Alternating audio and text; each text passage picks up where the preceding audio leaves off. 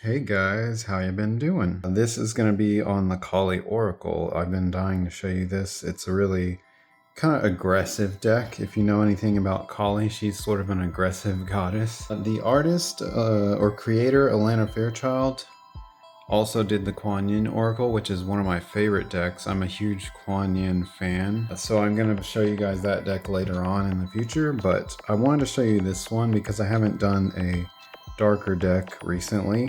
I did more cutesy decks. So let's take a look at this. Here's the back, so you can see some of the previews of cards and the text. I believe I paid 25 to 35 on this. I bought it at a shop and they don't have a price on the back or the bottom, but I will link a Amazon link for you in the description.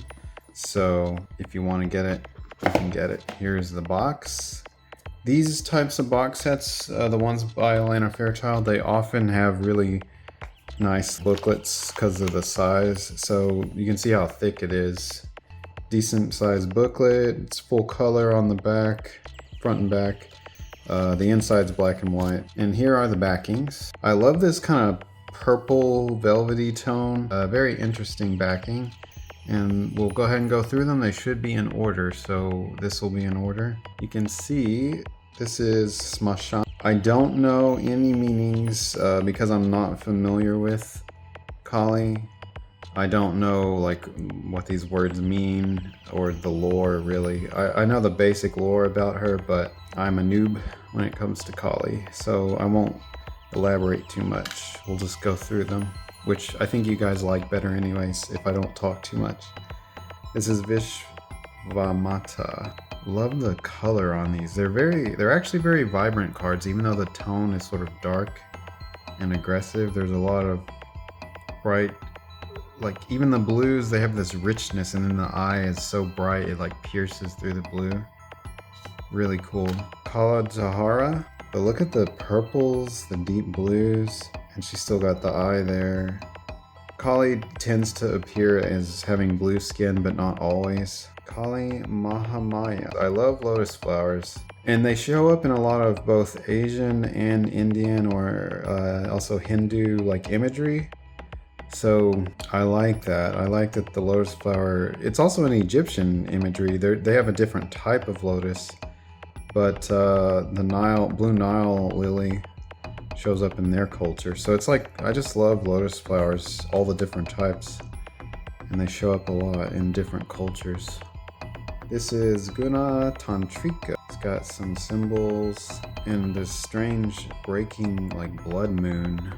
Definitely, there's a lot of aggressive and spooky seeming energy with Kali, but she actually is meant to push you to greater heights. It's weird because in Western imagery you don't see, like these would seem evil, but she's not necessarily meant as fully evil. It's almost like tough love in a way, but way beyond tough love, like aggressive. Trauma Nagmo. There's lots of interesting cobra imagery on the headpiece. There's like hearts in the bowl, it looks like, human hearts. And human skulls on the necklace, which is a common Kali symbol. Really interesting. It's still beautiful colors. Even with this demonic appearance, the colors are still beautiful. Dakshina. This has that more old school wall painting style art. It almost looks like Greek art to me, or is it Roman Greco or just Greek that has that flat painting style similar to Egyptian. I should have paid attention in world history, I guess. But I like that style. Kali Kapali. She's got the cobra headpiece and demon horns. Definitely a very wild kind of goddess. She's got that bowl of fire or blood. It's like blood and fire. Khadga or Kahadga. It's like a weapon, a scythe or something with two skulls. The booklet does have all these meanings also. This is an oracle deck, so you know it's not like tarot symbolism, it's its own thing. Oracles tend to have their own meanings for the cards, so you would have to, until you have them memorized, you would have to read the meanings for each one. This is Kundalini Shakti. Sort of has a love or sexual tone. Could represent masculine and feminine energy, possibly. Durga Kalika. I actually own a little metal ornament that represents a Durga, I think. And I do remember they're linked to thunder and lightning, but this is a cool image. Kali Yantra. Looks like prayer beads on her hands. And a lotus, kind of chakra symbol, but I don't think that's what it is, because it's usually there's a symbol in the middle and not triangles. Interesting. Yuga Shakti. I love the color. I love rich coloring. A lot of decks have lighter coloring or cartoonish. And this one's it's like rich yet bright at the same time. So it has darker darks and brighter brights. And just very colorful in general.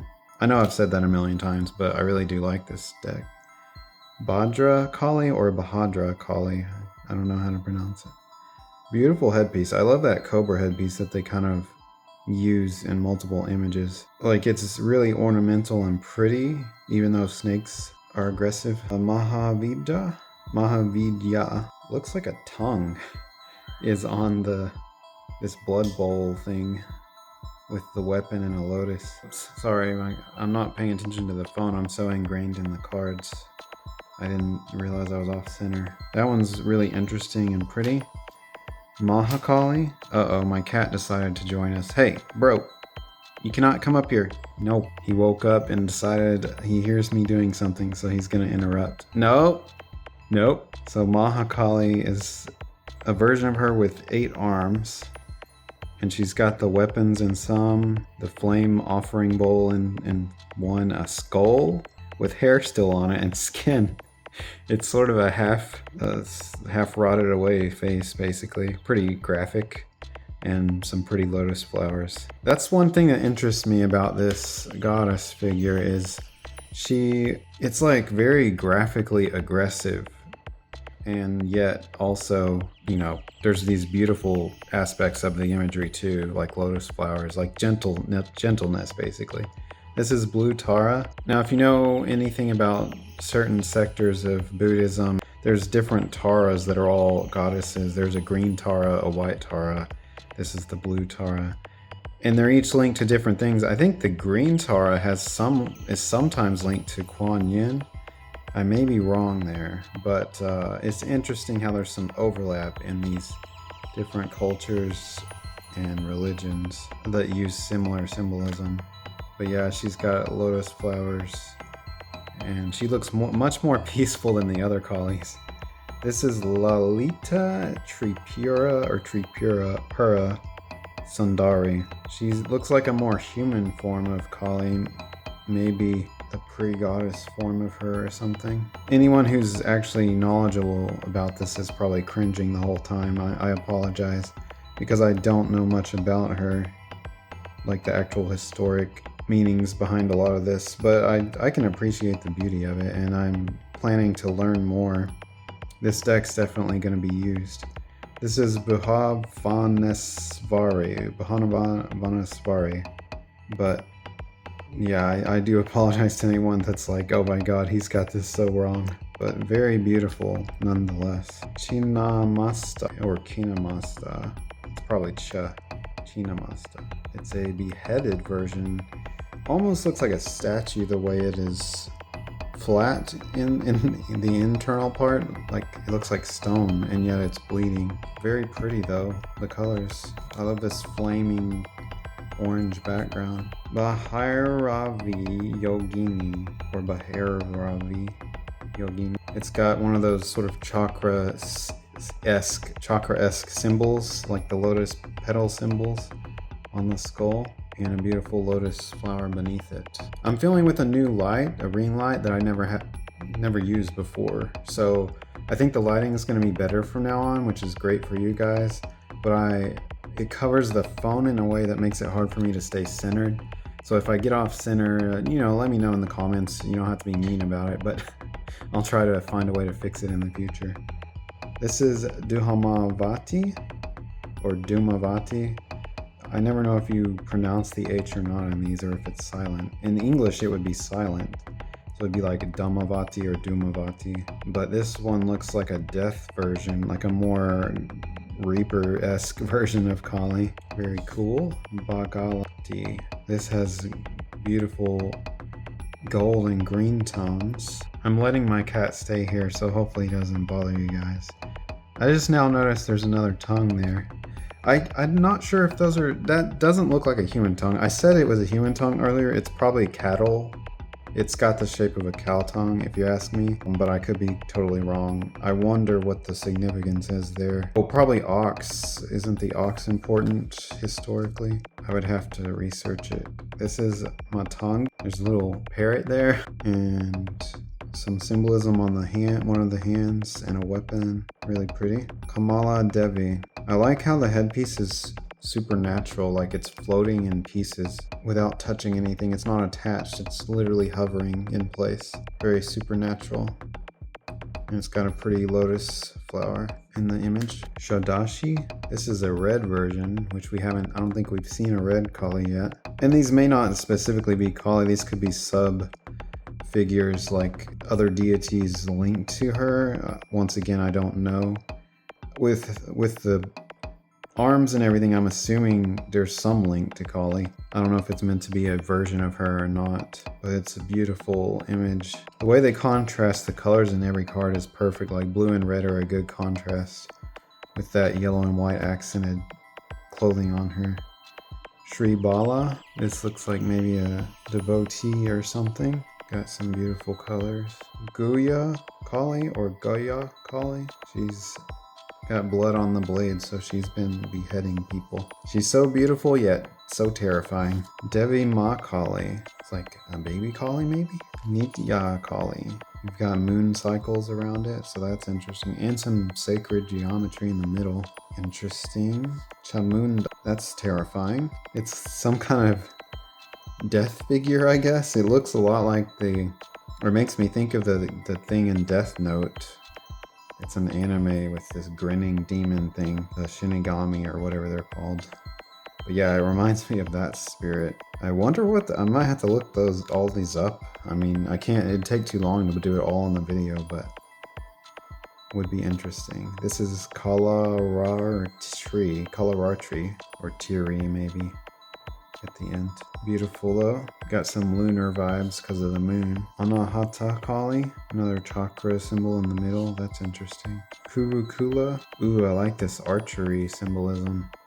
I love archery. That bow is huge too. Very cool. I'm gonna have to look up the meaning of that one for sure. Good coloring too. We've got Kalika Tantrika, another one of those different art style ones, like the Greco style. Interesting. Another archery figure, okay. Artha of Kali? Is he like a divine masculine protector for her or something? Or maybe a male form of her? My cat is just totally laying here now. Dharma of Kali. Interesting, it's like dualistic. And you have a flowery, peaceful, seemingly peaceful version of her and the darker, aggressive version. I like that in dualism. Kama of Kali. Another really beautiful one.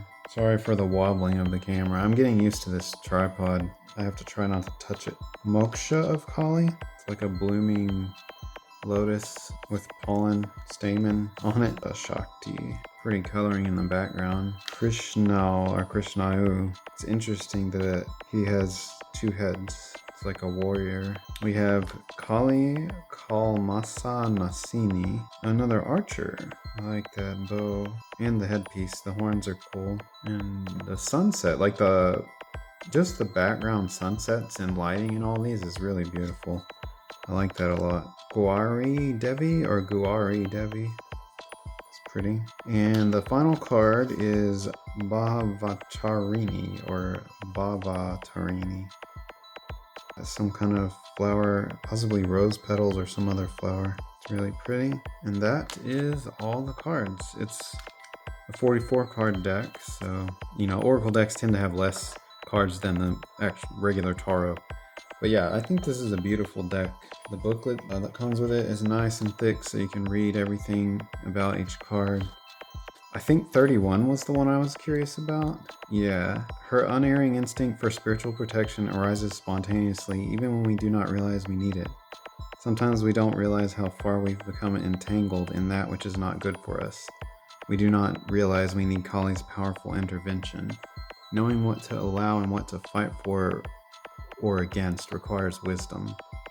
Holding the space for an inner and outer conflict to be resolved involves discipline. Chamunda is the fearlessness, wisdom, patience, and discipline needed to conquer a difficult situation. She is with you now. So this is actually a warrior goddess, the wild black Chamunda. Chanda and Mundra is where the names come from. It's two great demons who she defeated. Okay. Her name is a symbol of gaining power. Interesting. So even as aggressive as it looks, it's technically protective. It's sort of like two demons that Kali defeated, it sounds like, and they are represented as this new figure that's like them transmuted, as it's Kali using their image or something. Very interesting how different these types of spiritual systems are from Western thinking, because Western thinking is so terrified of anything evil or demonic or aggressive, but in these other systems it's almost like they embrace the darker side of things in a way. Not necessarily, it's not like they're being evil, but they embrace the imagery. Like they're not afraid of death images and skulls and blood and all that. So it's very interesting to me coming from a Western background. But yeah, I love this deck. It's very beautiful. I can't wait to show you guys Elena Fairchild's other decks, like the Kuan Yin Oracle, because she's a really good designer. But anyways, I'll wrap it up, and I'm glad to be showing you guys new stuff. I'm finally settling into the place I moved into a few months ago. I'm still jobless. I lost my graphic design job, so that's why I have been very intermittent on posting, but I'll get better.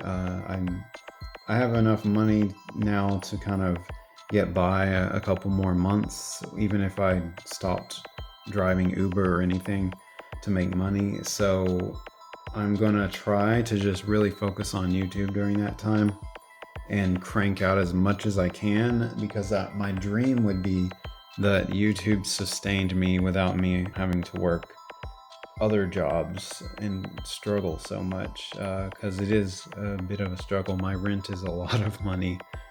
So I will be putting new stuff out, and I'm still doing the inner child videos that follow up the main one I did a couple weeks back. They're going to focus on smaller topics, and they'll be about 10 or 15 minutes each. So look forward to those. But anyways, I will see you guys next time. Bye bye.